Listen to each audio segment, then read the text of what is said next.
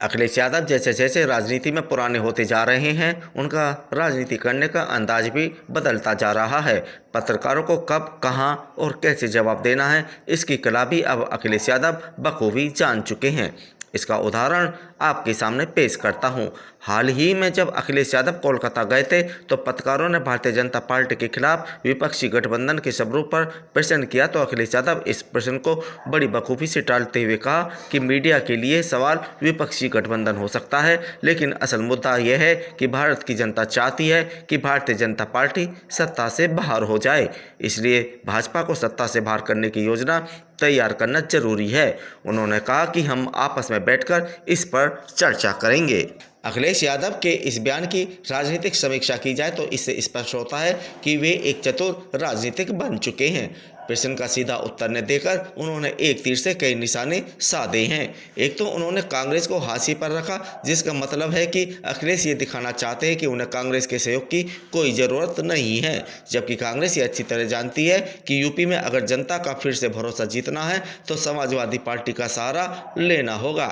अखिलेश के बयान का दूसरा मतलब यह भी है कि वे कांग्रेस पर दबाव की राजनीति के तहत कार्य कर रहे हैं। यदि भविष्य में कांग्रेस के साथ लोकसभा चुनाव में समाजवादी पार्टी का गठबंधन होता है तो ऐसी स्थिति में अखिलेश यादव को कांग्रेस को बहुत कम सीट देकर समेट सकते हैं।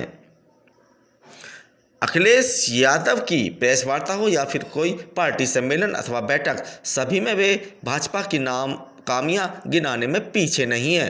पॉइंट टू पॉइंट बात करके वे भाजपा को घेरने में लगे रहते हैं। अखिलेश यादव का जनता से सीधा संवाद भी विरोधियों को बेचैन कर रहा है, क्योंकि जब भी वे भाजपा की केंद्र और राज्य सरकार के खिलाफ कुछ बोलते हैं तो वहां मौजूद जनता से यह जरूर कहलवाते हैं कि बताओ ऐसा है कि नहीं।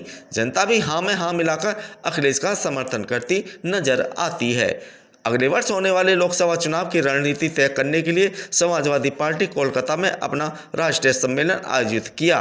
पत्रकारों से वार्ता के दौरान और अपने पार्टी कार्यकर्ताओं से संवाद के दौरान कहीं भी अखिलेश यादव ने विपक्षी एकता पर चर्चा करनी पसंद नहीं की, क्योंकि अखिलेश यादव राजनीति का यह मंत्र भी अच्छी तरह जान चुके हैं कि जितना विपक्षी एकता पर बात होगी उतना ही नुकसान समाजवादी पार्टी को उठाना पड़ सकता है। इसलिए इस समय का सदुपयोग क्यों न भाजपा सरकारों की नाकामियां गिनाने में किया जाए। सपा सुप्रीमो अखिलेश यादव यह स्पष्ट कर चुके हैं कि उनकी पार्टी का एकमात्र लक्ष्य वर्ष 2024 के लोकसभा चुनाव में भारतीय जनता पार्टी को सत्ता से हटाना है। वे केंद्र सरकार पर किसानों की दुर्दशा, बेरोजगारी और महंगाई जैसे गंभीर मुद्दों पर चर्चा करने को चुनौती देते हुए किसानों, बेरोजगारों और आम जनता के दिलों में जगह बनाने का प्रयास कर रहे हैं। राजनीतिक दृष्टिकोण से देखा जाए तो अखिलेश ने विपक्षी एकता पर चुप्पी साधते हुए भाजपा पर जो प्रहार किए हैं वह उनकी ऐसी रणनीति है जिसको लेकर भाजपा भी सही में है। विपक्षी एकता के नाम पर अखिलेश का गोलमाल जवाब ही भाजपा और कांग्रेस दोनों में बेचैनी पैदा कर रहा है। ये बेचैनी इसलिए है कि जब तक यह स्पष्ट न हो कि समाजवादी पार्टी किन किन राजनीतिक दलों को साथ लेकर चुनाव लड़ेगी, भाजपा और कांग्रेस दोनों को अपनी चुनावी रणनीति बनाने में परेशानी जरूर होगी, क्योंकि राजनीति में चुनावी रणनीति बहुत कुछ प्रमुख विपक्षी दलों की रणनीति पर भी निर्भर करती है। समाजवादी पार्टी मुखिया अखिलेश यादव ये अच्छी तरह जानते हैं कि सहयोगी दलों के नाम जितनी देर से उजागर होंगे उनके विरोधी दल असहज रहेंगे, जिसका लाभ उन्हें उत्तर प्रदेश में अपनी चुनावी रणनीति और पुख्ता करने में मिल सकता है।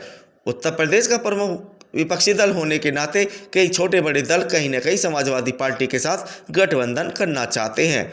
जितनी देर से यह गठबंधन होगा उतना ही लाभ समाजवादी पार्टी को मिलना तय है। ऐसी स्थिति में सीटों का बंटवारा करते समय समाजवादी पार्टी अपने सहयोगियों को मात्र 4-5 सीटें देकर लाभ उठा सकती है। समाजवादी पार्टी अभी कांग्रेस को लेकर भी अपने पत्ते खोलने को तैयार नहीं है। यद्यपि अभी कांग्रेस की तरफ से भी ऐसा कोई संकेत नहीं आया है कि वह लोकसभा चुनाव समाजवादी पार्टी के साथ मिलकर लड़ सकती है।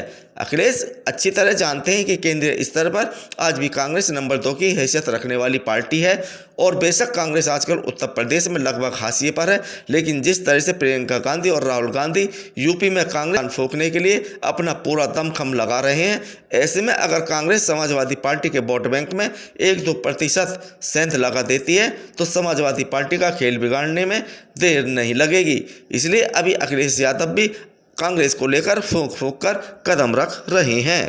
राजनीति के जानकारों का कयास है कि हो सकता है कि विपक्षी एकता पर कोई बयान न देकर समाजवादी पार्टी के मुखिया अखिलेश यादव एक तरह से कांग्रेस पर दबाव बनाना चाह रहे हों, ताकि लोकसभा चुनाव के समय यदि कांग्रेस से समझौता हो भी जाए तो उन्हें कांग्रेस को ज़्यादा सीटें देनी न पड़ जाएं। फिलहाल स्थिति यह है कि कोई भी प्रमुख दल, चाहे भाजपा हो या फिर कांग्रेस अथवा समाजवादी पार्टी, कोई भी अपने पत्ते अभी खोलना नहीं चाहती है। लेकिन अखिलेश यादव ने लोकसभा चुनाव में पार्टी को जीत दिलाने के लिए जो रणनीति तैयार की है, उससे राजनीति के जानकार ही नहीं वरन उनके विरोधी दल भी हैरान और परेशान हैं।